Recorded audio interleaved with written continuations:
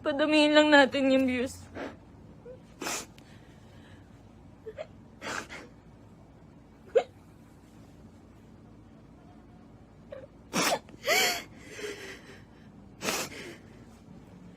Magsasalita na po ako.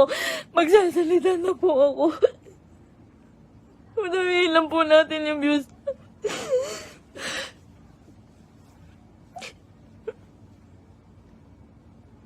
Magsasalita na po ako. Pipilitin ko pong isa-isahin.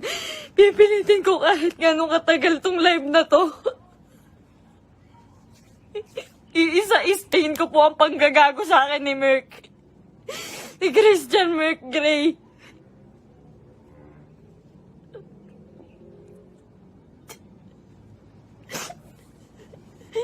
Ginago po ako ng taong yon. Ginamit po ako ni Christian Merc Gray.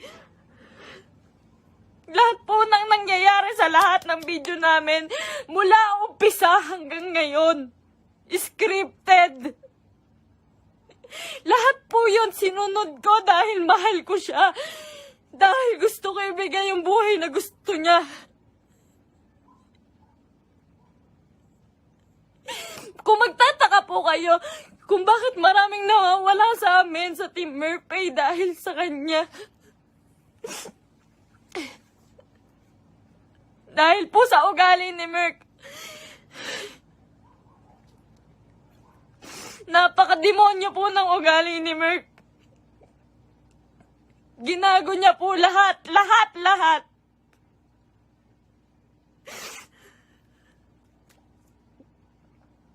Ito po. Ito na, umpisa ko na po. Alam niyo po, nag-umpisa kami sa... Nung galing po siya sa Brusco. Galing po si Merc sa Brusco. Hindi po ako yung dahilan ba't siya nawala doon. Ayaw niya pong mabawasan yung perang kikitain niya dahil po alam niyang malaki. Siya po ang pinakamalaking may kita sa Brusco. Siya po ang may pinakamalaking kita. Yung ibabawas na 5% doon, sa pera ni Merc siguro mababawas doon 16,000.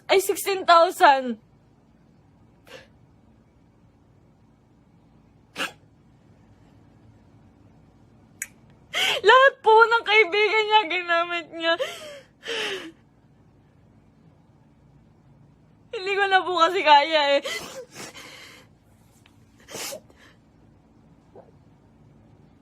Sobra po yung ginawa ni Merc.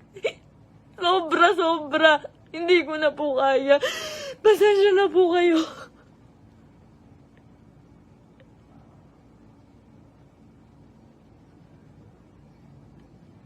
Napakawalang hiyang tao niya ni Merc. Lahat po ginago niya, pamilya ko. Lahat po ng tao sa paligid niya, ginamit niya po. Scripted po lahat ng nangyayari. Sinusunod ko po siya. Kung makikita niyo po, lahat po ng video namin, puro bastos dahil po yun sa kanya. Ayoko po nun, walang may gusto nun. Kayo na pong bahala kung maniniwala kayo ngayon. Wala pong may gusto nun.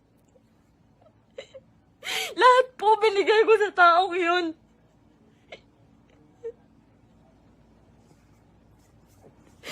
Lahat po ng panggagamit sa katawan ko, lahat po ng pagpapakita ng kung ano sa katawan ko, siya po ang may gusto nun. Nagagalit po siya pag aayaw ako. Ang sasabihin niya, para sa atin to. Para sa atin to. Pero hindi ko naramdaman dahil po, napakalaki po ng kinikita ni Merc. Wala po siyang binibigay sa akin. Kung sasabihin niyo po na pera lang ang habol ko sa kanya. Kung makikita niyo po yung bahay namin, hindi niya po napagawa yun. Hindi niya po pinagawa yung bahay namin, uunahin niya pa po yung iba. Sa laki ng kinikita ni Merc, sa milyon ang kinikita niya sa isang buwan, 5,000 lang po ang binibigay sa akin yan, pati kay mama. Sa magulang ko po, 5,000 lang po, isusumbat niya pa. Mumurahin niya yung magulang ko.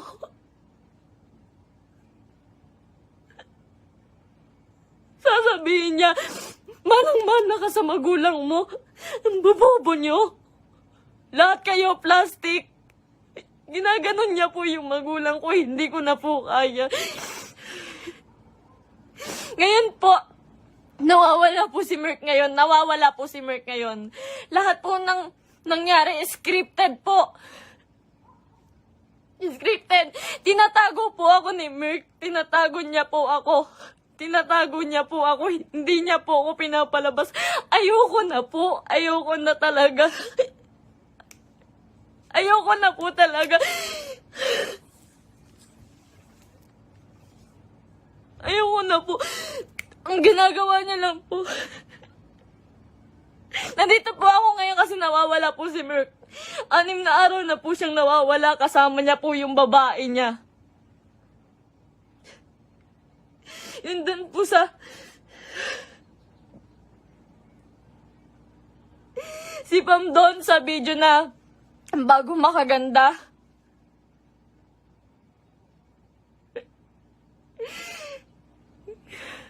Huwag niya pong sisihin yung kambal doon, si Chen Chen tsaka si Tantan. Yung Centeno twins po, huwag niyo po silang sisihin doon. Dahil utos po ni Merk lahat yun. Ako po, hindi ko na po kaya si Merk. Demonyo na po yung utak niya. Sobrang mukhang pera. Sobrang mukhang pera ni Merk. Lahat ng tao ginagago niya.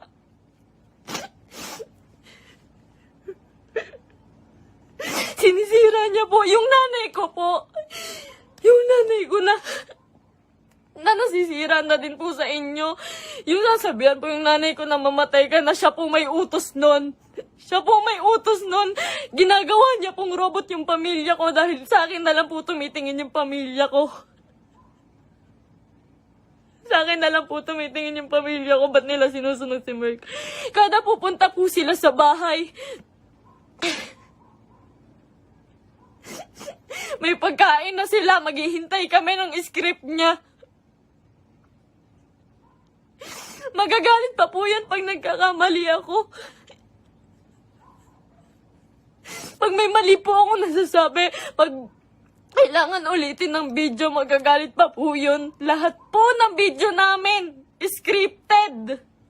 Dahil po sa kanya.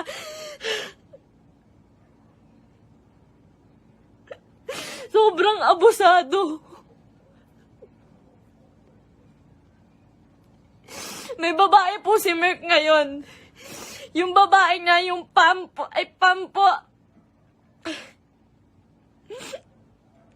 Grabe, Merk. Pinatulan niya pang, may anak na po yun. May anak na.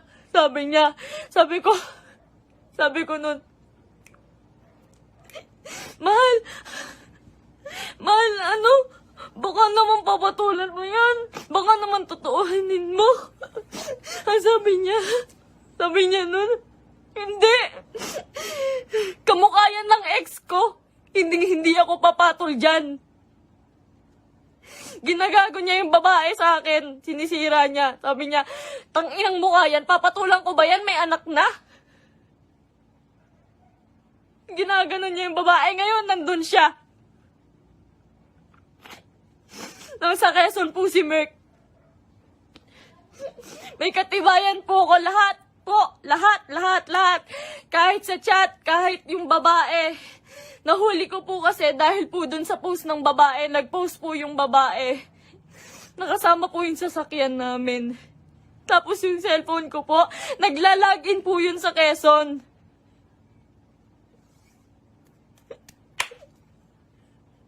Lahat po ginawa ko kay Merk, pasensya na po kayo. Ako po mismo humihingi ng pasensya dahil po kinonsinti ko siya. Mahal ko lang po talaga. Ngayon lang ako natauhan. Sobrang dami kong kaibigang nilayuan. Pamilya dahil ayaw nila ng video namin ni Merk. Sobrang dami ko pong nilayuan. Wala po akong kaibigan ngayon. Wala po akong kahit sino ngayon. Dahil kay Merk, dahil iniingatan ko po siya.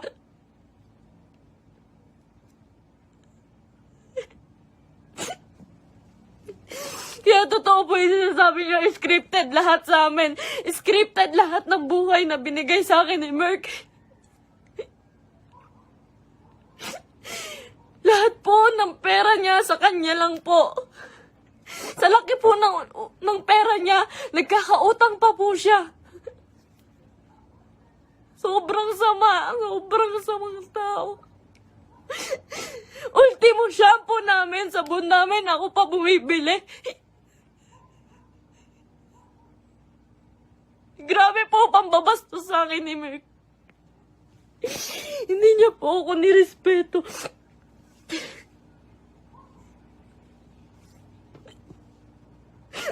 Nawalan po ako ng kaibigan dahil sa kanya. Huwag niya po sisihin lahat po ng taong nakapaligid kay Merk. Dahil po lahat yun inuutusan niya. Sobrang bossy. Hindi niya naman po pinapalamon.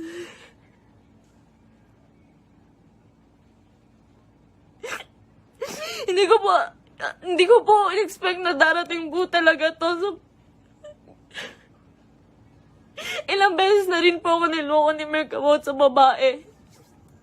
Nung una, pumatol siya sa kaibigan ko. Pangalawa, pumatol siya sa pan. Pasensya na po kayo. Kasi alam ko po, scripted po yun eh. Pasensya na po kayo. Ako na po humihingi ng pasensya sa inyo. Ginawa ko lang po yun kasi sobra po akong nagmahal. Bago po namin makuha si Asurada, ang inuulam po namin araw-araw, itlog at tuyo araw-araw para makuha niya lang yung sasakyan niya. Lahat po ng meron siya ngayon, sa kanya po nakapangalan. Pati yung bangko po, sa kanya po.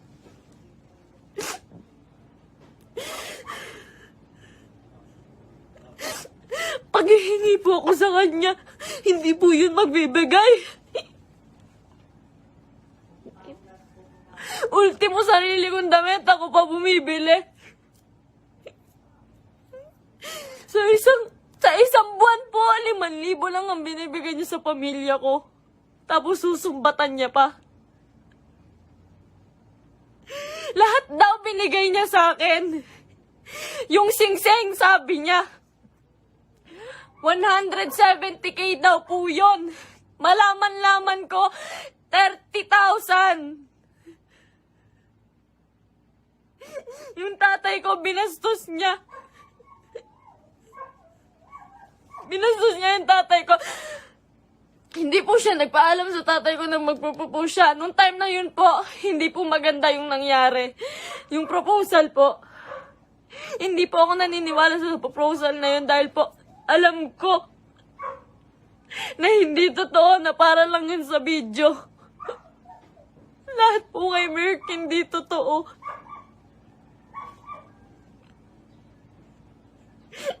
Yung buhay niya, yung pagkatao niya, yung buhay na binigay niya sa akin, hindi po yun totoo.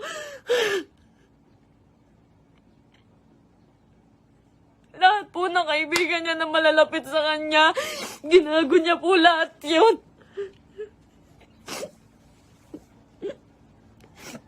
May nakakita po sa kanila dito sa Naik. Flex niya pa po pala yung babae kahit kanino.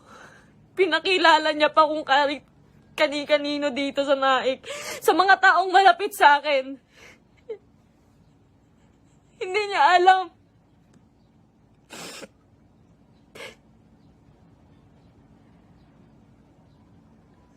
Grabe po yung ginawa sa akin. 3 years. 3 years po akong nagtiyaga. Isang buwan po akong nakakulong. Isang buwan po akong nakakulong sa kwarto. Kinukulong niya po ako kasi bawal daw po ako makita ng kahit sino ng kapitbahay. Nandito lang po ako pag uuwi po ako sa Antipolo.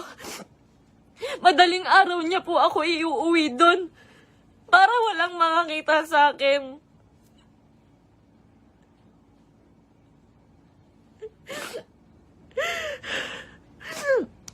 Lahat po ngayon suko na kay Merk. Nung isang araw po nasa ospital ako kasi nagtake po ako ng anxiety. Sobrang depressed na po. Sobrang depressed na po. Hindi niya alam yun. Hindi niya alam na naghahanap ako sa kanya. Kahit saan naghahanap po ako. Naghahanap ko siya eh. Kasi mahal ko po siya eh.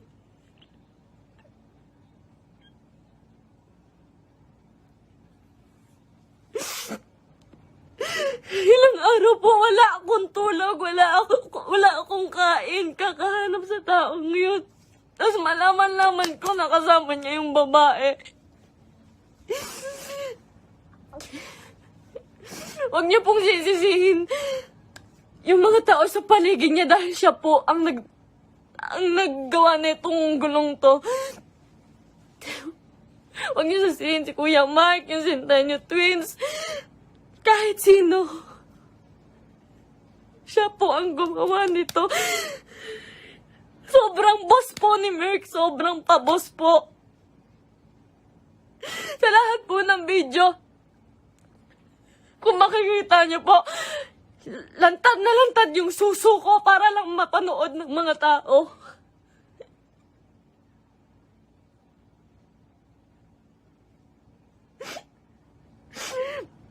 Para lang panoorin niyo, para lang magkapera siya.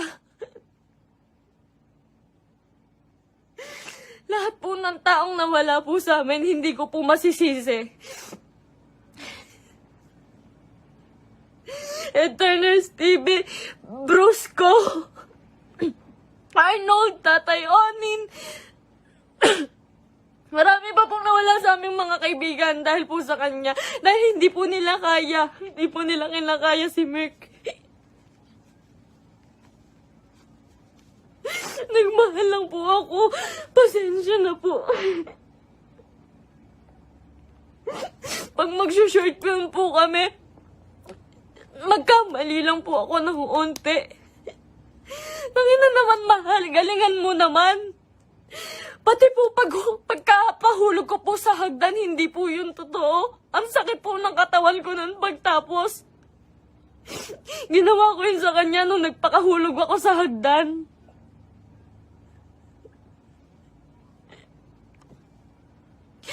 May mga pasa po ko lagi pag may nangyayaring hindi magandang prank. Lagi po ako nagkakasugat, nagkakapasa dahil po sa ginagawa namin. Hindi po ako nanghingi ng kahit piso kay Merk. Hindi po ako nanghingi ng kahit piso kay Merk. Hindi po. Lahat po ng account siya po may hawak. Kinukontrol niya po lahat. Hindi niya po mapagawa yung bahay ko. Sabi niya po sa CR namin, mahal, hindi ako magsi-CR dyan. Hindi po siya nag-CR sa CR namin sa bahay.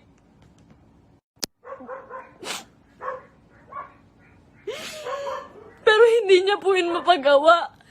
Tinitiis niya po yun. Kayo na pong bahala kahit hindi na po kayo maniwala.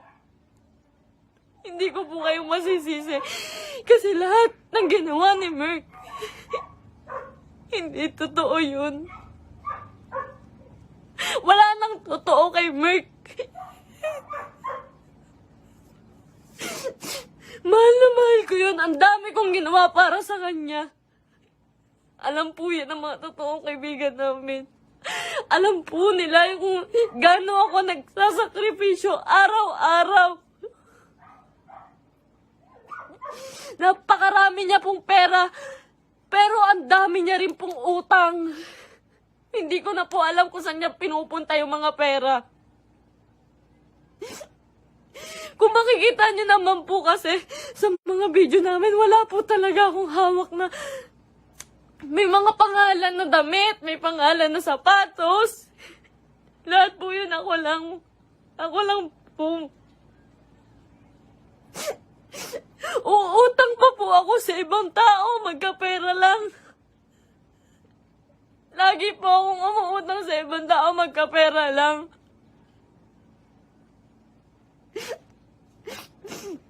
Ayun po, hindi ko na po kaya. Hindi ko na rin po talaga kinaya. Wala pa po akong tulog kain. Na-hospital pa po ako. Hindi po ako nagmamakaawa sa inyo. Wag po kayong maaawa sa akin. Gusto ko lang naman po sabihin sa inyo yung totoo. Kasi ayoko na pong may mga taong masaktan. Ayoko na pong... Hindi ko po kasi talaga kaya yung mga bash. Hindi ko po yun kaya. Nag-aaral po ako noon. Pinatigil niya po ako sa pag-aaral para lang po sa video. Yung pangarap niya po yung sinunod namin eh. Yung pangarap niya, tinabi ko na po yung pangarap ko. Grabe yung sakripisyo ng pamilya ko. Grabe. Sasabihin niya, yung nanay mo, plastic. Yung nanay mo, sa Cebu po. Sa Cebu, hindi siya nahiya. Hindi po siya nagbigay ng kahit ano, na kahit piso lang doon sa tiniran namin. Iniwan niya po ako doon para lang po sa babae. Sabi niya po may sponsor. Iniwan niya po ako sa Cebu. Magkasama po kami doon isang araw po. Ang usapan po, 1 linggo po kami doon. Kasi po pupunta na po kaming Canada. Mas malaki po kasi yung kita sa Canada. Kaya po kami pupunta ng Canada, pero hindi ko na po kaya.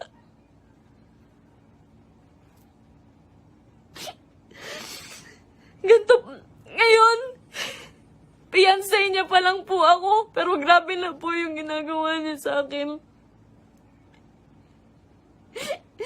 Sobrang mukhang pera ni Merk.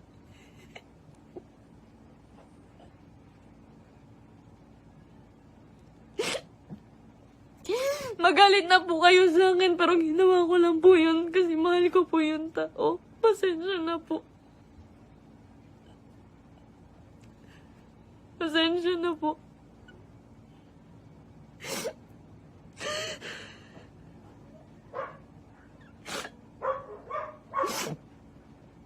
Ngayon po, wala pa rin po si Merk. 6 na araw na po siyang nawawala. Pinabayaan niya po ako mag-isa nang walang pera. Wala po akong hawak na pera. Pinabayaan niya po ako. Iniwan niya po ako. Ang dami ko na pong utang ngayon kasi po wala akong hawak na pera. Tapos hahanapin ko siya.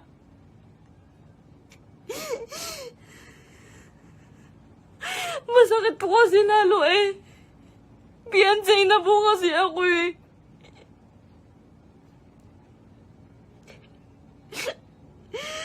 Sobrang pasensya na po sa inyong lahat. Sobrang pasensya na po. Mahal ko lang po yung tao. Pero ngayon po suko na po ako. Pagod na po ako. Pagod na ako.